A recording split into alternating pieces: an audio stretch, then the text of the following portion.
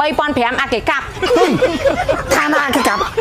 អាគេកាប់ណាគេកាប់ដាក់ក្លាសេដាក់កែវ3,000អាក្បាលលឿងអាក្បាលលឿងទៀតព្រោះអញស៊ីអីចំមើលសំដីគេនិយាយមួយអ្នកទិញអញ្ចឹងហ៎និយាយចឹងដាក់ពួកអាស៊ីពាក់ចំចង់មើលងាយមិនហ៎ហ៎តែពាក់តែ3ចានសោះវាប្រហែលប៉ុណ្ណឹងនោះវាមិនប្រមាណទេបើខ្លាំងសងអាចារ្យអស់ហើយចាំស៊ីអាថ្មីប៉ុណ្ណឹងសោះក៏សំដីធ្លុំម្ល៉េះអីតែនិយាយច្រើនតប៉ែច្រើនណាស៊ីអីលឿនណាពងរវល់ហ៎មីអស់សាច់មីអស់ហើយចឹងសល់អីសាត់តែនំប៉ាបែកហេថាណាបែកនិយាយនំប៉ានៅសាត់តែបែកអាល្អវាអស់ហើយអត់យកទេហើយមានទេផឹកខ្លះមានកាហ្វេអាខ្មៅចុំលេងស្តាខ្មៅចឹងហ្មង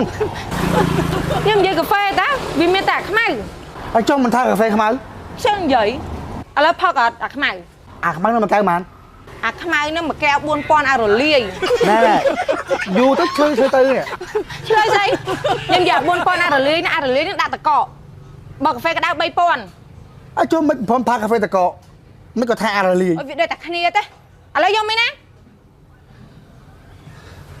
ឡូវយកកាហ្វេក្តៅទេ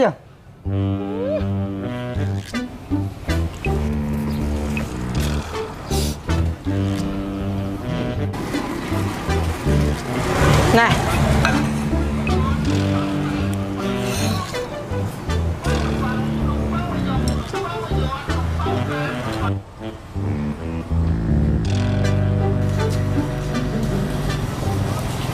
អ្នកលក់អើយម៉េចអី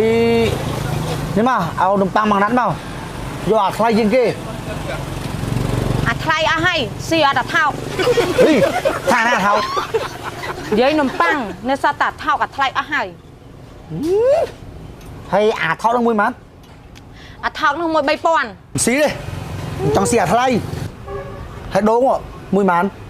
3,500អាគេកាប់ថាណាគេកាប់អាគេកាប់ណាគេកាប់ដាក់ក្លាសេដាក់កែវ3,000អាក្បាលលឿង